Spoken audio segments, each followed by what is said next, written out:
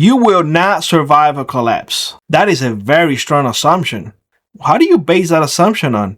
That most or you will not survive a collapse. Well, in an SHTF, there will be no rule of law. In an SHTF, you will not have any money. In an SHTF, there will be no government. In an SHTF, you will have no electricity.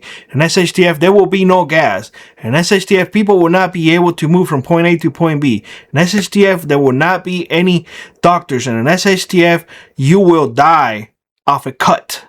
How do you know that? How do you know all those things?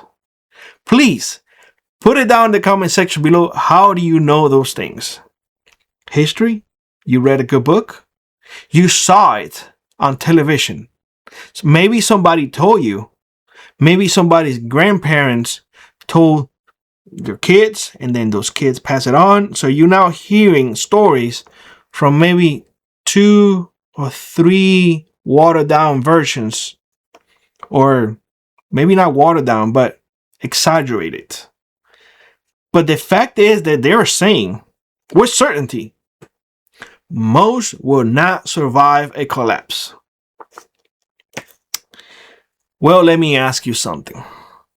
If they had never gone through it, how do they know? That is my question to everyone. If you have never gone through a collapse, how will you know if you will survive? Because you have food put away? Because you have guns put away?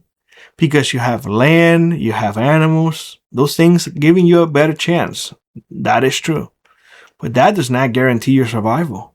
Well, but if you don't have none of that, your survival rate is going to go lower. Possible, but not guarantee. I base everything that I say based on personal experience. Born and raised in a socialist country, I know a lot of folks throw it at me all the time, saying, well, in your youth. Well, guess what? I remember all the way back, and I remember quite a bit. And I know that's just a way for them to say, well, that just happened once upon a time. That doesn't count right now. It does count because I lived through it. It does count that I come here with real life experience because, again, I lived through it. And how many people can come here on this platform with real life experience? Tell me how many you know. How about this? How about you give me 10 of your favorite prepper channels, or your favorite ones, who have real life experience.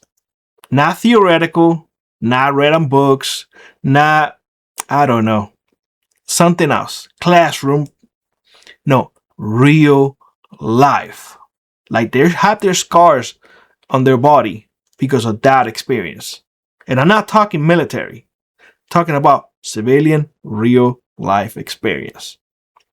Very few, but I wait for you guys to put it in the comment section. Anyways, you cannot take for certain when people say like that. Most will not survive in a collapse. That is a flat out lie. That is not true.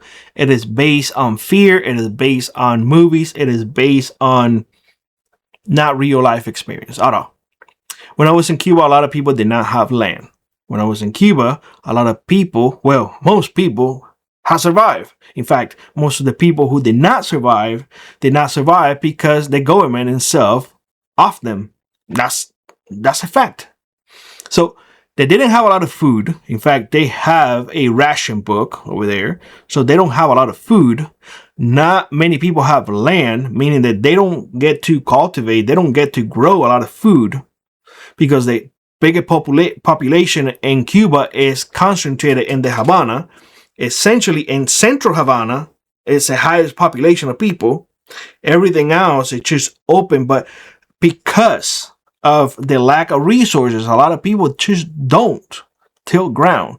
They don't remove the weeds. They do not plant anything because if you do, you got to put work into it. And a lot of people just don't want to put the work into it. So a lot of people chose just to live off the ration book. How is that possible?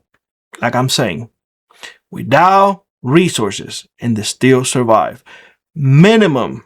That's what they have. Very minimum and they still survive. And the funny thing is that they procreated like rabbits.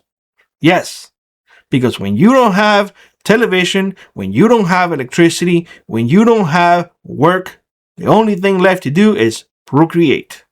So when they say most will not survive, guys, I'm telling you, it is not true. In fact, when you take away the amenities, when you take away the running water, all they have to do is get a bucket and bring it home. They will adapt. When you take away extra food like hamburgers, all of that stuff, they will live with whatever they can get. They may get skinny, but they won't die. That I guarantee you. Rice and beans, it will get tired, but you will not die. When they take away electricity, it will get hot. But without television, you will find yourself other entertainments. In fact, and this is fact, in Cuba, the amount of teenagers having kids is extremely high. Why would that be? Why would that be? Well, you're thinking is exactly right. Yeah, the population keeps growing. So, the idea that most will not survive in a collapse is a flat lie. It is something that Hollywood have made you to believe because it sells on movies. It is a movie thing. It's not the reality. Will people pass? Absolutely. People pass all the time.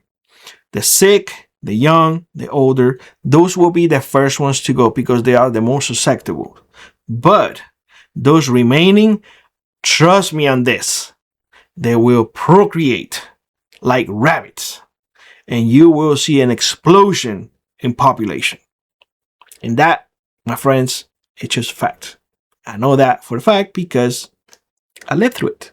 So let me know what you think in the comment section below, and I hope to see you in the next one.